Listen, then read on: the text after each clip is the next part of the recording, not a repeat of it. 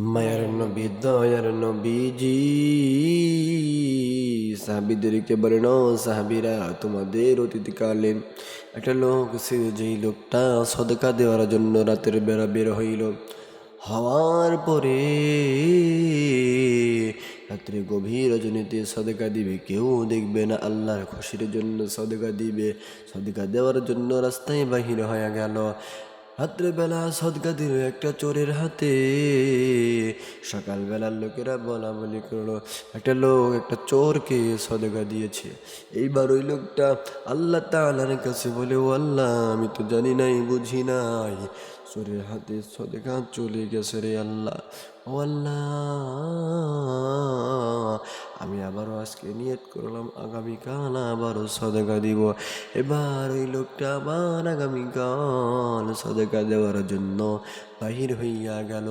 বাহির হয়ে যাওয়ার পরে এইবার রাত্রিবেলা আমার সদকা দিল একটা ব্যভিচারিণী নারীর হাতে, যে নারীটা নিজের সতীত্ব বিক্রি করে খায় সামান্য কিছু টাকার জন্য। এমন একটা নারীকে সদকা দিল।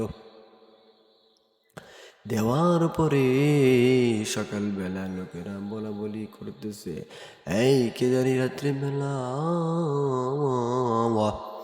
কে জানি রাত্রিবেলা একটা ব্যভিচারী নারীর হাতে সদকা দিয়েছে। ওই লোকটা আল্লাহকে বলে, ও আল্লাহ, আজকেও আমি বুঝি নাই, জানি নাই রে আল্লাহ, একটা ব্যভিচারিণী নারীর হাতে সদকা চলে গেছে। ও আল্লাহ, আমি আজকেও নিয়ত করলাম আবারও আগামীকাল সদকা দিব। এইবার ওই লোকটা আগামীকাল সদকা দেওয়ার জন্য রাত্রিবেলা বাহির হইয়া গেল।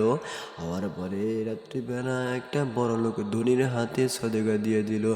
যেই লোকটা টাকার টেনশনে রাস্তা দিয়া ঘুরতেছিল, অনেক সম্পত্তির কি করবে কিছুই বুঝতেছিল না, এই লোকটাকে গরিব ভেবে ভিক্ষুক ভেবে তাকে সদকা দিয়ে দিল। সকালবেলা লোকেরা বলাবলি করতেছে, এই লোকটার কি হলো? প্রথম দিন দিল চোরের হাতে সদেগা, দ্বিতীয় দিন দিল ব্যভিচারিণী হাতে একজন নারীর হাতে সদেগা, তৃতীয় দিন যে ব্যক্তি সদেগা পাওয়ার যোগ্য না, বড় লোক ধনী মানুষ, তাকে দিল সদেগা। এই লোকটার কি হলো রে? এই লোকটা যখন রাত্রিবেলা ঘুমায় আসে, আল্লাহকে বলে, ও আল্লাহ, আমার তো টাকা নাই, আর সদেগা দেওয়ার মতো পয়সা নাই। ও আল্লাহ, যদি পয়সা থাকতো তাহলে আমি আবারও আগামীকাল সদেকা দিতাম। ও আল্লাহ, আমি বুঝি নাই, আমার সদেকা চলে গেছে এইভাবে চোরের হাতে, চোরের হাতে, বড় লোকের হাতে। সকালবেলা তাকে স্বপ্নে জানাইয়া দেওয়া হলো, ও লোক, তোমার সদেকা আল্লাহ তাআলা কবুল করে নিয়েছে।